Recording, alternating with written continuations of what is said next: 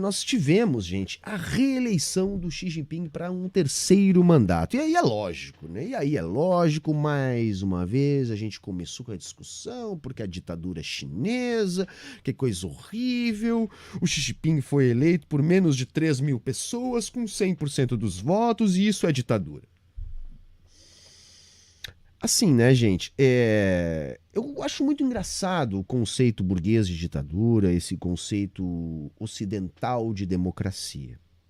Porque, afinal de contas, quem de fato pratica uma democracia? A China ou os Estados Unidos da América? Porque a notícia é assim, Xi Jinping vai para um terceiro mandato, com menos de 3 mil votos, no parlamento, 100% de aprovação. Nenhum voto contrário. Sugerindo, então, se tratar apenas de uma formalidade, porque na prática é uma ditadura onde o Xi não estaria sendo eleito. Então quer dizer que essa é a forma e essa é a ditadura. Os Estados Unidos é a maior democracia do planeta.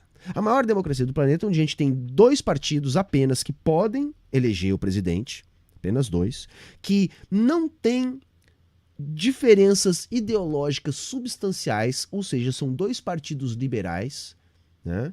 Um pouco mais social-liberal e um outro pouco mais conservador. Eu digo pouco mesmo porque essas diferenças elas praticamente desaparecem a depender da conjuntura. E mais, nos Estados Unidos, embora as pessoas votem, o voto não é obrigatório e o que mais chama a atenção é o presidente eleito não tem necessariamente a maior parte dos votos. A maior parte dos votos nos Estados Unidos, para quem não sabe, serve apenas para escolher menos de 600 pessoas que vão votar num desses candidatos pré-determinados pelos 2 partidos que podem governar os Estados Unidos. Então, na prática, nos Estados Unidos, a gente tem 600 votantes, um pouco menos de 600 votantes. Esta é a maior democracia do mundo. E na China, como seria na China? Seria da maneira que saiu na imprensa? Não, gente. Isso é uma simplificação que induz a um erro.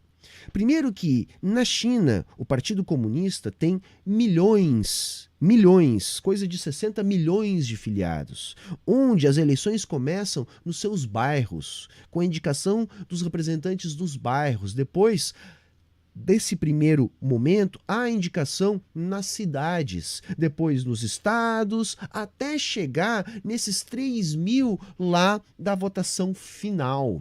Acontece que o processo, que é um processo que demora bastante tempo e é um processo muito bem discutido, é baseado não apenas nos candidatos, mas no planejamento de longo prazo do Partido Comunista, com pontos muito bem fundamentados a serem defendidos dentro da lógica de desenvolvimento e planejamento de longo prazo.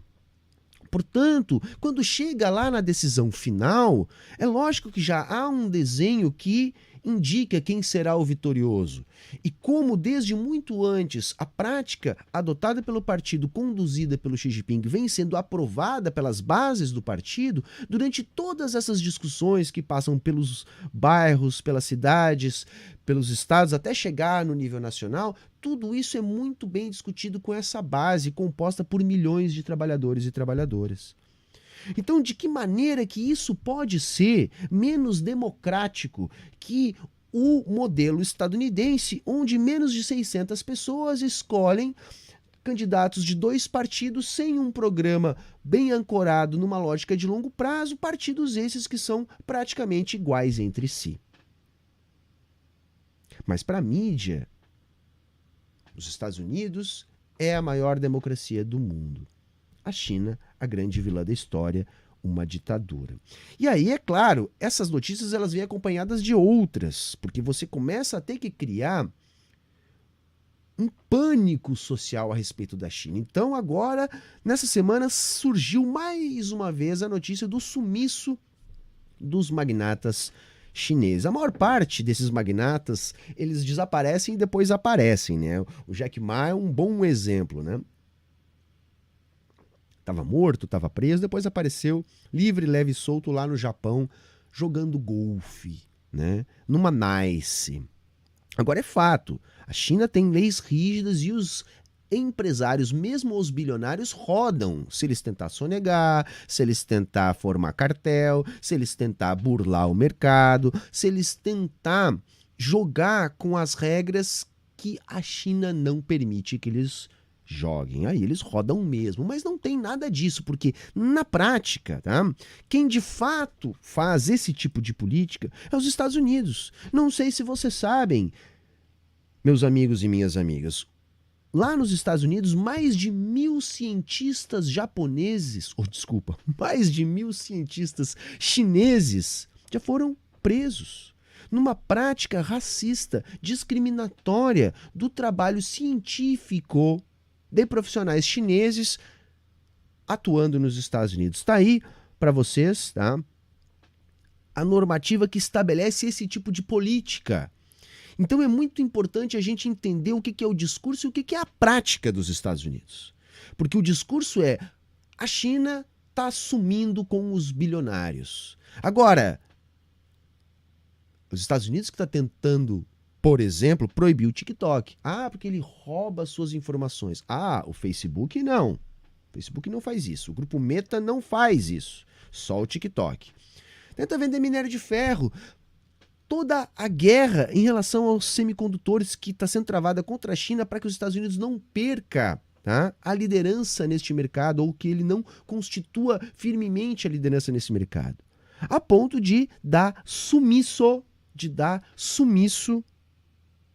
em cientistas chineses. Aí as pessoas também gostam de dizer, da mídia assim, mas na China não há liberdade de imprensa, não se pode falar mal do governo, por isso que é ditadura. Eu acho curioso. Então eu vou mostrar essa notícia aqui que saiu, tá? No New York Times.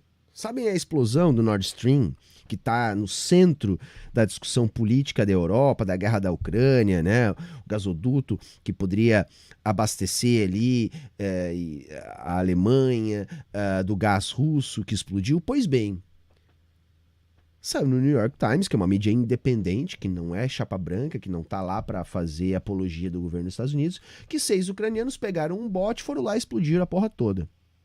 Tá, o troço que está a não sei quantos metros de profundidade, no meio de uma guerra internacional, com toda a geopolítica do mundo prestando atenção ali, os ucranianos foram lá com o seu bote e explodiram a porra toda. Isso saiu no New York Times. Essa é a mídia livre.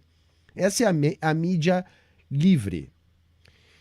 Tem muita cortina de fumaça, gente, é muita cortina de fumaça para esconder, por exemplo, os reais interesses dos Estados Unidos. Essa semana passou despercebido que a China conseguiu intermediar um acordo entre a Arábia Saudita e Irã que desagrada aos Estados Unidos. O Irã, inimigo dos Estados Unidos, a Arábia Saudita, tradicional aliada. O Irã está tentando ser isolado, né, pelo Ocidente, o que faz ele se aproximar da China. O Irã, mesmo isolado do Ocidente, mais próximo da China, vem crescendo a passos largos, inclusive tem hoje uma economia maior que a brasileira. Pasmem, que loucura isso, né? Imaginar que pode estar acontecendo isso. E ainda o que acontece? Com essa aproximação, problemas para a política externa dos Estados Unidos, que tem uma baixa na disputa geopolítica internacional contra o seu grande adversário, que hoje é a China. Então, muito se fala, muita cortina de fumaça, muita notícia mentirosa para esconder o principal, para esconder o jogo político da China, ou melhor, dos Estados Unidos contra a China, e claro, da China também contra os Estados Unidos, porque não dá para não ser recíproca essa luta política. Por isso esse papo de que a China não é democracia, né? Os Estados Unidos é que é democracia e por aí vai, né? Eu acho que a gente tem que utilizar, né, todas essas contradições para expor os problemas do discurso da ideologia burguesa para a classe trabalhadora.